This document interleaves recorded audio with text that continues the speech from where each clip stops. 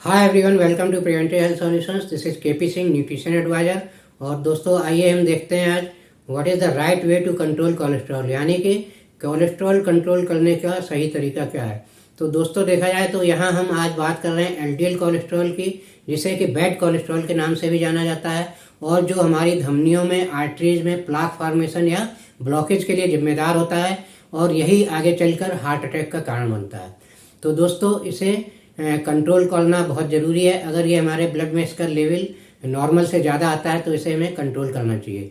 तो इसको कंट्रोल करने के लिए बेसिकली दो तरीके हैं। एक तो नेचुरल तरीका है, natural way of controlling cholesterol, और दूसरा है medicinal way of controlling cholesterol, यानी कि दवाओं से कैसे कंट्रोल करें से।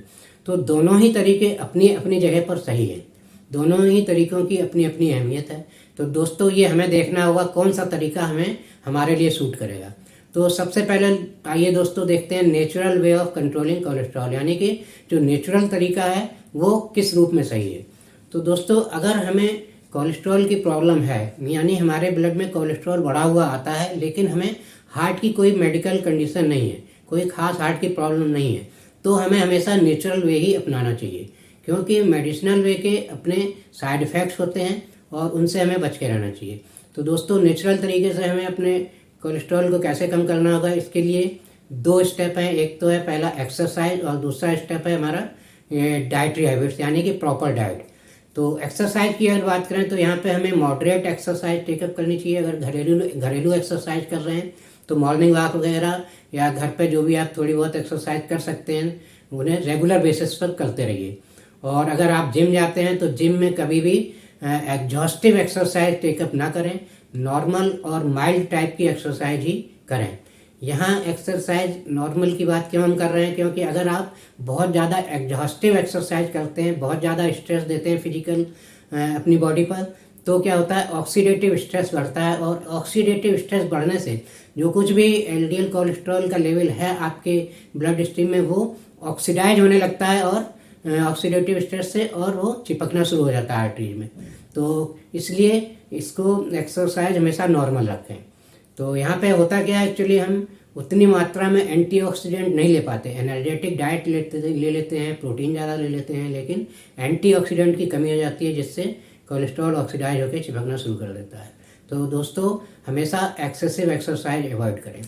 और डाइट की बात करें तो डाइट में दोस्तों यहाँ पर देखा जाए तो बेसिकली जो नॉन वेजिटेरियन डाइट है उसमें कोलेस्ट्रॉल बहुत ज़्यादा पाया जाता है, तो इसलिए नॉन वेजिटेरियन डाइट को बिल्कुल कम कर दें।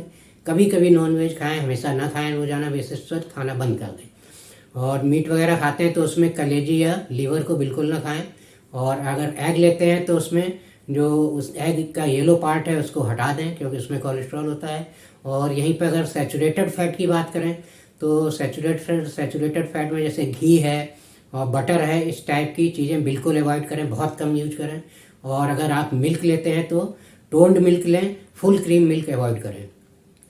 और इसी के साथ देखें दोस्तों, अनसैचुरेटेड फैट की बात करें तो टोटल ओवरऑल फैट हमें कम से कम लेना चाहिए, लेकिन अगर आप ले रहे हैं तो अनसैचुरेटेड फैट या ऑयल की बात करें तो इसमें हमें ऑयल कम मात्रा में यूज करें, लेकिन कॉम्बिनेशन में लें।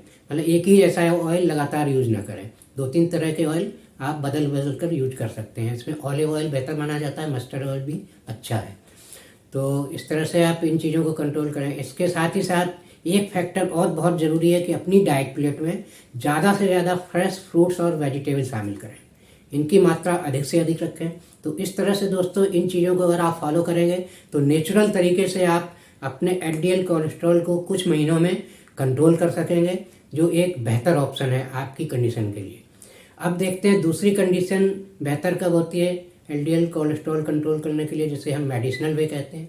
तो मेडिसिनल वे के लिए तो बेहतर तरीके से तो आपका डॉक्टर बताएगा ही, लेकिन एक जागरूकता के रूप में थोड़ी सी जानकारी हमें भी होनी चाहिए, जिससे कि हम अननेसेसरी डॉक्टर के पास ना भागें।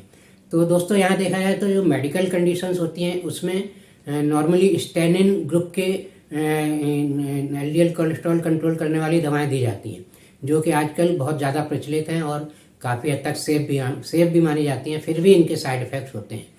तो दोस्तों, यहाँ देखा जाए तो मेडिकल कंडीशन की बात करें तो मेडिकल कंडीशन से मतलब ये है कि अगर आपके हार्ट में कोई बहुत ज़्यादा ब्लॉकेज है, या आपकी कोई बाईपास सर्जरी या एंजियोप्लास्टी हो चुकी है, या आपके स्टंट पड़ चुका है, या आपके पेसमेकर लगा हुआ है, या आपको ब्लड क्लॉटिंग की टेंडेंसी है, या ब्लड क्लॉटिंग कभी हो चुकी है।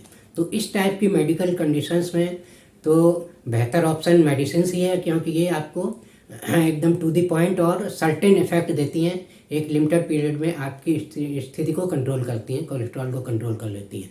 नेचुरल तरीके का रिस्क यहाँ पर हम नहीं ले सकते हैं, क्योंकि उसमें 100% श्योरिटी नहीं होती कितने दिन में आपका कंट्रोल होगा, उसमें पेशेंस रखना पड़ता है। जबकि आपके हार्ट की कंडीशन ऐसी हो सकती है कि आपको अर्जेंट रिक्वायरमेंट है कोलेस्ट्रॉल कंट्रोल करने की, तो इसके लिए आपके डॉक्टर ही बेहतर सजेस्ट कर सकते हैं। तो दोस्तों यहाँ इनके साइड इफ़ेक्ट के बारे में थोड़ा सा जानकारी होनी चाहिए हमें। तो साइड इफ़ेक्ट की बात करें तो इसमें 2 तरह के साइड इफ़ेक्ट होते हैं इन मेडिसिन के।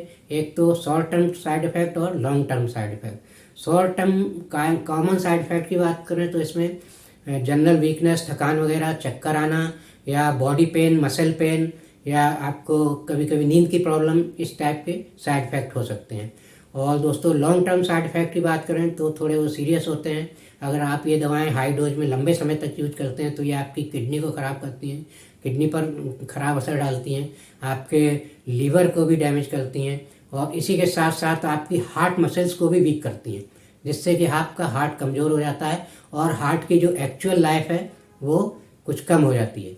तो दोस्तों इस तरह देखा जाए तो ये साइड इफ़ेक्ट्स हैं इनके। और थोड़े कुछ और साइड इफ़ेक्ट भी होते हैं इनके, जैसे कि आपको मेमोरी लॉस हो सकता है, आपको न्यूरोपैथी की प्रॉब्लम्स हो सकती हैं, यानी कि नर्व से रिलेटेड प्रॉब्लम्स हो सकती हैं, और आपको थायराइड की भी प्रॉब्लम हो सकती है। तो ये बहुत सारे साइड इफ़ेक्ट्स हैं। तो इस तरह कभी भी आप सेल्फ मेडिकेशन ना करें, बिना डॉक्टर की सलाह के इस टाइप की मेडिसिन का इस्तेमाल बिल्कुल ना करें।